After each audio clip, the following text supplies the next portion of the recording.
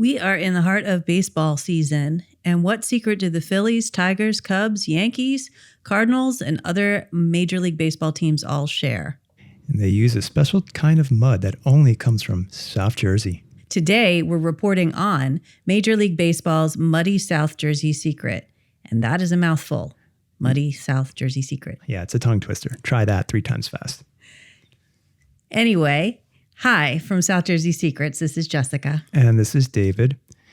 And thank you so much to everybody who's joined us, our new subscribers, and for the wonderful response we had in our previous video about Route 55. Welcome, everybody. And thank you so much again for joining us. As noted, we are in the middle of baseball season, and I know a lot of folks here in South Jersey are watching the Phillies, and that's about all I can report on that. But something new we recently learned about Major League Baseball games and baseballs is that they all use a special mud that comes directly from South Jersey. It's called Lena Blackburne baseball rubbing mud, which is also a mouthful. And apparently it's used on new balls in every single game. Now, why does the MLB use new balls each game? Well, for this, we're going to have to talk about that not-so-loved team, the New York Yankees. Boo. In 1920, there was a New York Yankee game happening at the Polo Grounds, and Ray Chapman of the Cleveland Indians, fun fact, I spent significant time in Ohio, not in Cleveland, however, but poor Ray was fatally hit in the head by a dark-colored ball that was thrown by Carl Mays. Now, at the time, pitchers would sully baseballs with soil, licorice, tobacco juice. Yeah, I know, it's pretty gross. They would spit tobacco juice onto the ball. And they would also scuff baseballs with sandpaper and other materials. They did that, to help with the grip on the ball, but it also caused baseballs to fly erratically. And just be gross. Now, according to eyewitnesses, Chapman didn't see the pitch when it was coming his way. And when the ball hit Chapman's skull, the pitcher Mays thought it actually hit Chapman's bat. That's terrible. That must have been that. Wow. So his head sounded like a bat. That's pretty awful. Yeah, that just goes to show how fast that ball was when it hit him in the head. And I didn't remember back then if they wore actual helmets. Leave a comment below if, so you can correct me and tell me I'm wrong. Yeah, here at South Jersey Secrets, we have limited knowledge about sports. But a lot of sass. So here's poor Chapman hit in the head, and he's walking around, walking his final steps and mumbling, "I'm all right. Tell Mays not to worry. Ring Katie's ring." Sorry, we don't know who Katie is. She's right now a South Jersey secret as well. Maybe we'll find out later. Ray falls unconscious and dies at 4:40 a.m. the next day. And after the incident, the MLB mandated that new baseballs were used every game. No more gross, mucked up baseballs. By the way, we are now going to have South Jersey Sphynxes. One of our cats has woken up and is visiting us. So if you hear any meowing in the background, just know that's one of our cats. Hi, Ed. After this tragedy, the Major League Baseball group decided to create regulations specific to baseballs. And Major League Baseball teams actually never use brand new baseballs in a game. They're too shiny to play with. I assume they might be kind of slippery. And so what do umpires use to prep the balls and dull the shine? This is where our South New Jersey mud comes in. New Jersey mud. I just find it fascinating personally that, our filth is an export to the rest of the country. Did you know about the secret mud in Burlington? Have you ever tried this baseball mud? Would you like to see us try the secret mud in a future episode? Let us know in the comments below. In the 1930s, an umpire complained to Lena Blackburne, a third base coach from the old Philadelphia Athletics, about the condition of baseballs used by the American League. And as we've been talking about, baseballs before were treated with all types of disgusting materials, but they were also treated occasionally with mud made of water and dirt from the playing fields. So what was the result? The ball's cover, and that's kind of funny to say, was too soft, leaving it open for tampering. Something was needed to dull the shine, but not soften the cover.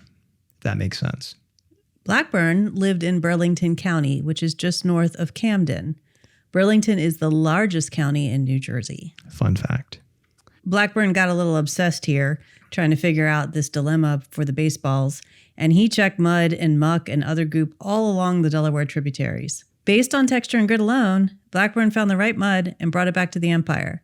And lo and behold, the mud didn't stink or turn the ball black. Well, thanks to Lena Blackburne's obsession and diligent research on mud, the Major League Baseball found exactly what it needed to use. The mud itself is described as a cross between chocolate pudding and whipped cream. Which I'm putting some photos in this video, and you can see that it really does look like chocolate pudding. And it actually made me hungry when I was doing my research on this. David is always hungry. So the Major League Baseball organization has used this mud for a very, very long time. It wasn't until 2024 that a study was run that found Lena Blackburne's rubbing mud has the ideal mixture of clay and water and coats the baseballs with an adhesive residue that increases friction and enhances the pitcher's grip. And like we mentioned earlier as well, it doesn't turn the baseball pitch black, which is also really important for the safety of the player. Now, other types of mud can't de-slick balls or dull the gloss of new balls quite the same way as Lena's mud does. But the Major League Baseball organization, for whatever reason, keeps researching alternatives to the Blackburne rubbing mud. As of 2025, however, their efforts are unsuccessful. Sorry, you're stuck with the South Jersey secret mud. So there are videos I've seen recently where the current manager of this rubbing mud company, he operates this business out of his garage, and I think it's his primary source of income. And Major League Baseball, it's one of his biggest customers. So if they decide one day to stop buying from him for whatever reason, this could definitely harm his business. Wait, there's one guy in a garage making the mud that every baseball in Major League Baseball uses? Well, he's the one guy in the video. I'm assuming he's got a lot of other employees. I think he said he's got other employees, but it's kind of like a family-run business at this point. Oh, that's cool. Yeah. And you see him in the video of CNN visited him, and then they went out to the secret location where he grabs the mud and he shovels it and he jiggles it around like pudding, and he puts it in a bucket, takes it back, sifts it, and then does a few other things and packs it up. I don't know if I can post the video on here because we might get a copyright strike. So yeah, probably not. Don't mess with CNN. Yeah. But I'll post some still images on here as well so you can see what we're talking about. It's really cool. So you can actually buy this mud on the website, baseballrubbingmud.com. Sounds kind of sexy, actually. It's about $25 for half a pound, $65 for 2.75 pounds of mud, or $100 for 4 pounds of mud. They also sell Got Mud t-shirts and other merchandise. Free plug. And also, he just doesn't sell it to Major League Baseball teams. He also sells to amateur teams and minor leagues and even high schools. So anybody can get the rubbing mud. So I'll admit, I really don't have a lot of experience with baseball other than going to some games from time to time. David's got a lot more experience than I do.